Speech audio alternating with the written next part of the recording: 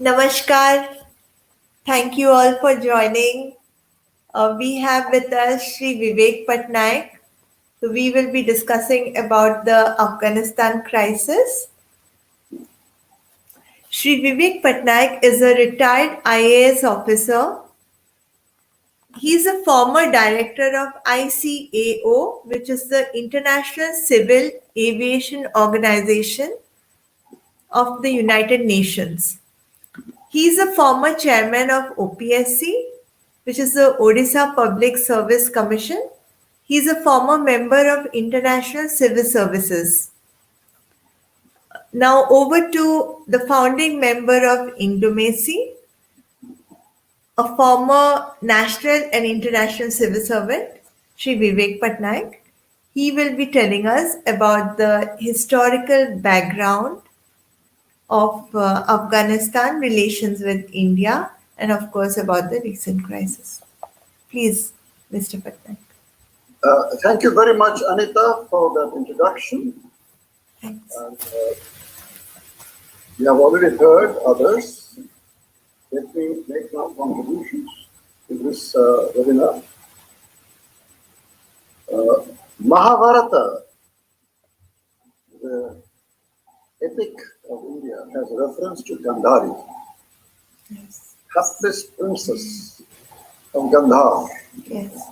married to a blind king, and a mother of 100 sons who perished during the internecine war.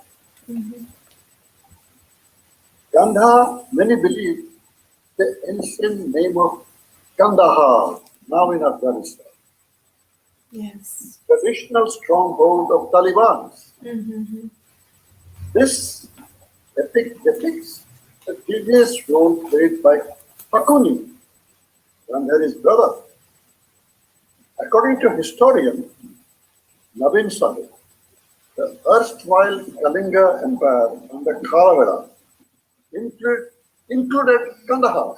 In the north, in his expedition to eject the remaining vestige of the Greek occupation left behind by Alexander. Yes. This geographic entity is densely mountainous and was perhaps most inaccessible terrain in the ancient world, with awe-inspiring, formidable Hindu-Kush mountain range. Yeah. Country known as Bactria, or the Persian and the Greeks, gave the toughest resistance to Alexander's army on his quest to India.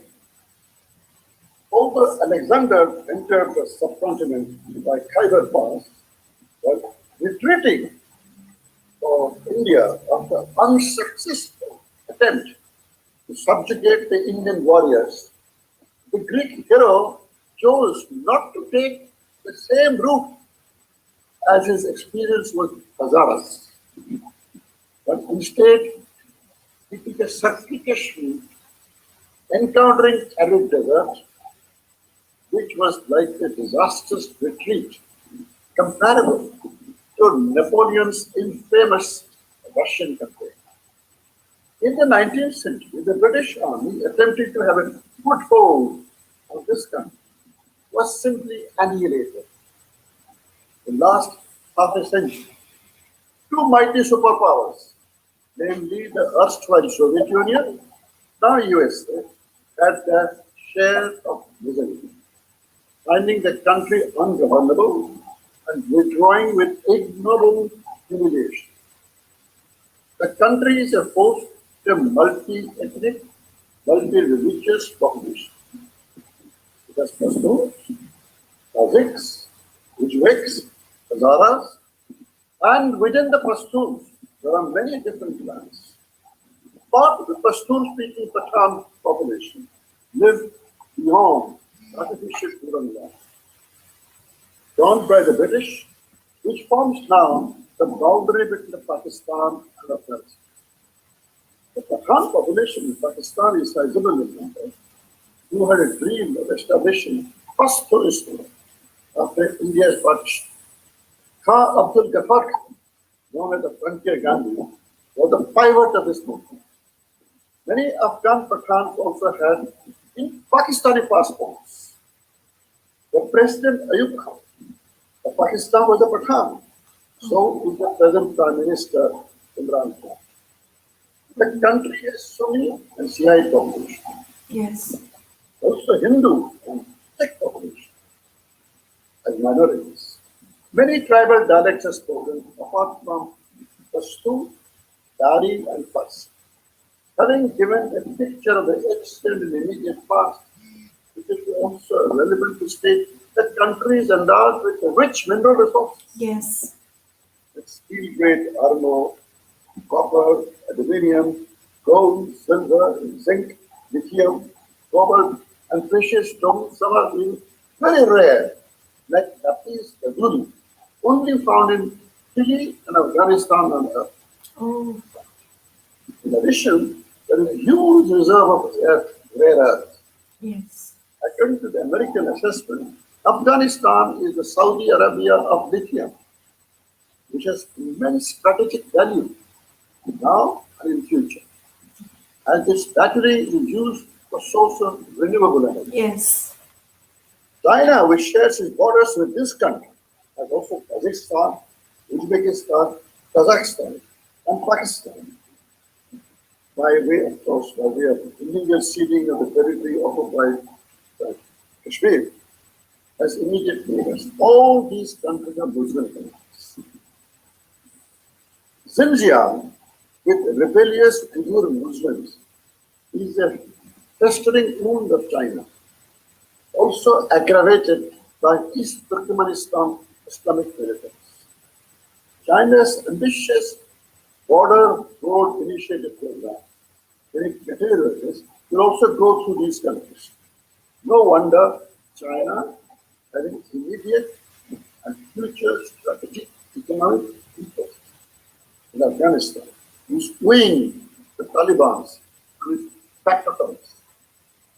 US's Doha initiative included China, apart from Pakistan and Russia, during NATO occupation of 20 years in this country, by way of infrastructure was built up, by way of roads, highways, power projects, transmission lines, communication system, and building system, with American and European funds also generously contributed by India.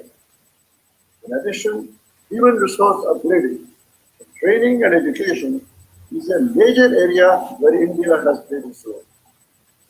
Interesting, even after 20 years of massive training, the army and the police under the NATO supervision, with the modern arms and equipment, and 200 or more aircraft with helicopters and drones, entire Afghan force immediately surrendered to the Taliban force, funded through opium trade and clandestine contributions from known and unknown sources who depended on smuggled, captured, and stolen arms, with active participation of notorious self-governing ISI of Pakistan, whether admitted or not. This speaks volumes of the state and the society. At the same time, 20 years, a new generation of millennials has sprung up with exposure to the globalized world, access to internet, cellular television. More so, women, especially young, have enjoyed freedom. Some, in spite of Malala, have pursued the girl who got Nobel Prize for Peace.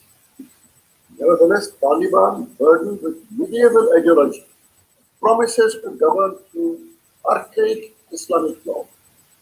For much in 20 years, they have been influenced by the realities of the change in the world.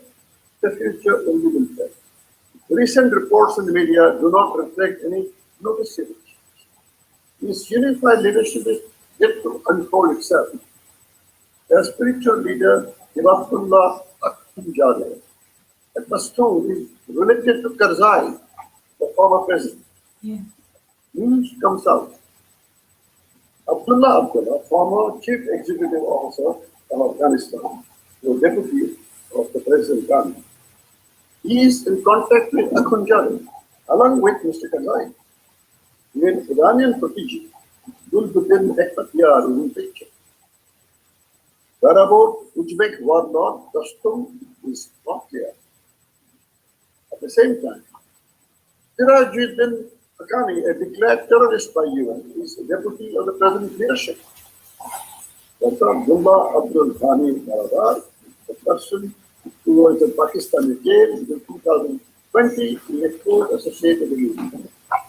Interestingly, after the collapse of the administration, Vice President Saleh of the former regime, claiming to be the legitimate successor now in Panjshir on the side of Northern Alliance leader Masood, who was known as a lion of Panjshir, is getting resistance.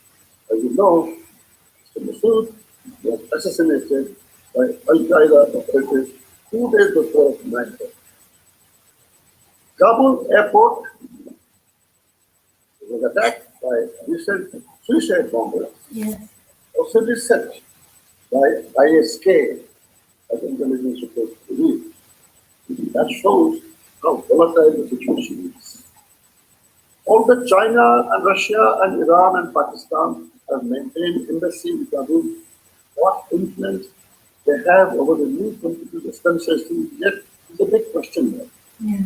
With Russia being an old enemy, Mm-hmm. Iran, with the previous support of Gulbuddin Hekmatyar, who was a Asian Taliban, and Pakistan being opposed to Tehreek Taliban of Haqqani network. China, however, is a less of an outcast in the eyes of harmful countries.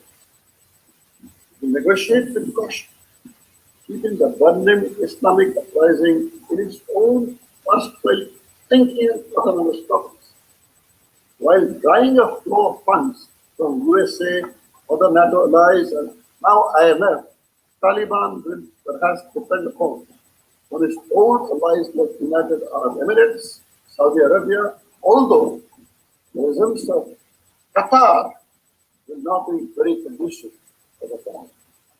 There is an ongoing struggle between Saudi Arabia and United Arab Emirates on one side and the Qatar on the other in the Gulf region. Moreover, Iran can be a red rag to the bull. Incidentally, as analyzed by Mr. Hamid Ansari, the former vice president, who is a former diplomat, Mm-hmm. perhaps there is a fraction of diplomacy going on between the two arch rivals, Saudi Arabia and Iran. Turkey, a Muslim country, more Islamist now than before, under Erdogan, is perhaps more reliable to Taliban, as indicated in the recent talk of future management at Kabul airport by Turkey after the exit of the US. Air services to Afghanistan from India have attenuated with rising control of Taliban. Even under NATO occupation, trade between India and Afghanistan was hamstrung, and the cargo files needed more from Pakistan airspace, and the port transport was obstructed. Hence, Lodar Port was important for India. Kabul airport provides air navigation services to a large number of international flights, being part of the ICAO designated routes. Even during 1996 and 2001, Afghanistan, then under Taliban, ICAO gave de facto recognition to the regime, and the UN gave de jure recognition to the Northern Alliance, the Masood, in Panjshir.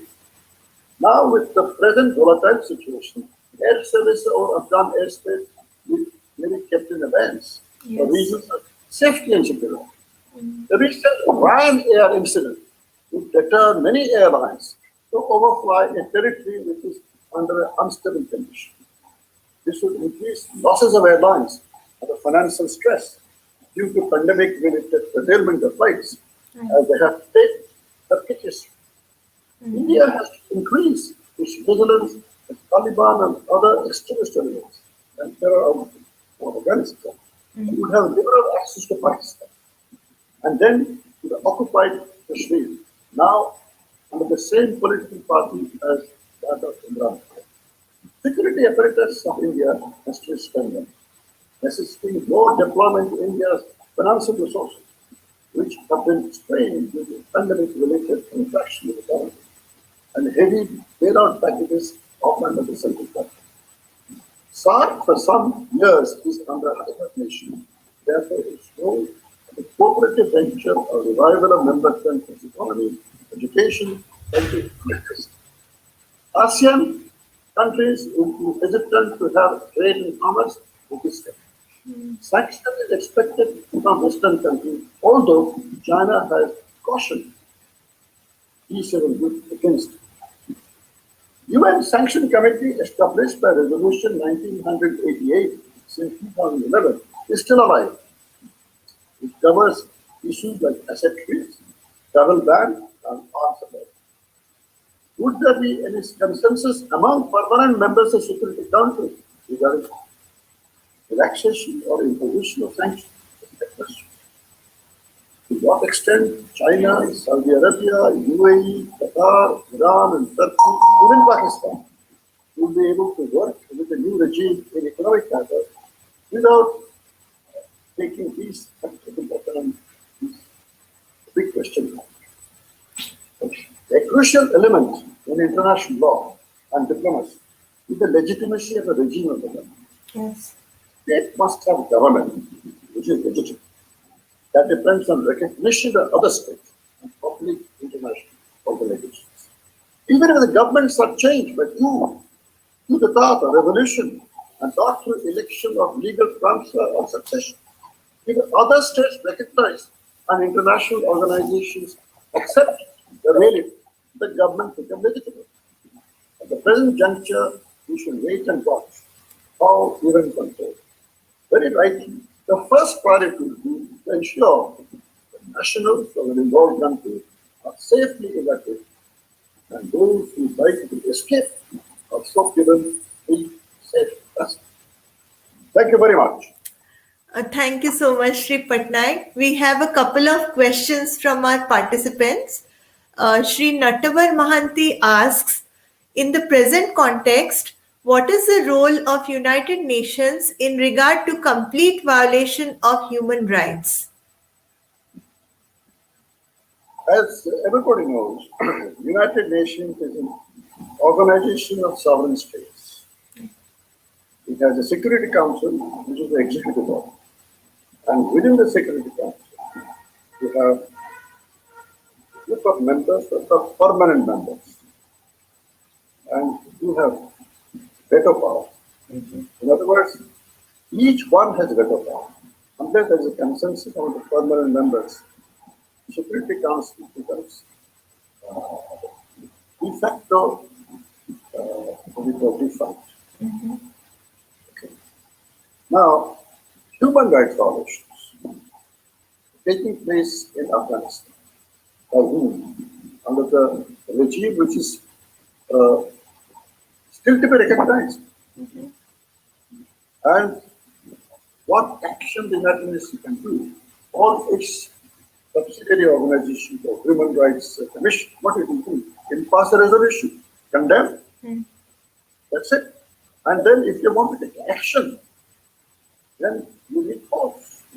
The history of United Nations shows that although under the Charter of the United Nations, power exists. When the Security Council decides, they can take action against the erring state. Yes. Non-compliant state, uncivilized conduct of a regime. But you see, only against North Korea, there was United Nations action in early 50s or last. Then there was also United Nations action in Congo, when Congo was lawless. Then, where else United Nations has come in? When there is a consensus, there was a consensus there against Saddam Hussein in the 1991 first Gulf War. So sanctions were imposed. So then you know very well that in the 94, in Rwanda and Burundi, Hutus and Tutsis were slaughtered by each other. So many people died. The United Nations peacekeeping force was there. but they couldn't stop it because there was no consensus in the Security Council. Yeah. United States did not. And you must hear the account of the brigadier, the Canadian brigadier, who was in charge of the United Nations Peacekeeping Force. He was appealing, but nothing could take place. Important thing, there was a consensus on these issues. Well, United Nations action have been taken against whom? Even sometime under the International Criminal Court Convention, Rome Convention, you can take against individuals. Yes. Yes, against individuals you can. Yes. In Yugoslavia, when it broke up, it was Serbian president, Milosevic. Well, he lost the war, and the new regime handed over to the International Criminal Court. He could be tried, but he died before trial was finished. Okay? Yes. And who else? Against Gaddafi, Libya. But he was summoned, but he died in the internal civil war. You know that. Then Bashar in Sudan. He refused to be arrested. Against the president of a country, what can you do? Until recently, he was dethroned by the military in Sudan. So he's in the military jail. Whether military administration in Sudan will hang him over or not, I'm the question. Yeah. So this is the history of United Nations operative force with regard to peace. I mean, in regard to sanctions. The human rights violations at the present moment are taking place in many countries. In democratic countries also, human rights violations do take place. So, Human Rights Commission passes a resolution, condemns it, takes a report. That's the only thing. Shri Mangal Mahanti asks, what is the role of United Nations under presidentship of India of UNSC? Yes, no. President of the Security Council has a very important role. He will be conducting the meeting of the Security Council. Yeah. The conduct of the meeting is very important. There are other members also. There are permanent members, temporary members are there. She conducted the meeting. And she presides over some of the committees of the Security Council. But the effectiveness of the Security Council is reflected through its permanent members. As you know, India is not a permanent member. We have been elected to Security Council for a period of 2 years.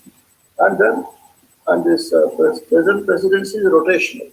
Today it is India, next few months after somebody else will be president. It's rotational. Okay. So Miss Tulip Suman asks, how can we help in reducing the human rights violations in Afghanistan? How can we, as in India? India. Well, we can only hope that a sensible government comes to power, and which I don't see how to come. Secondly, only way that we have to create international public opinion. Yes. That means, India need not have to. Everybody knows the conduct of the Taliban. Many people feel the Taliban has changed. I'm not quite sure about it. Because how they have changed for the future improve. And the present indications don't reflect. They say that they will follow Islamic law. If that is true, Islamic law is archaic law.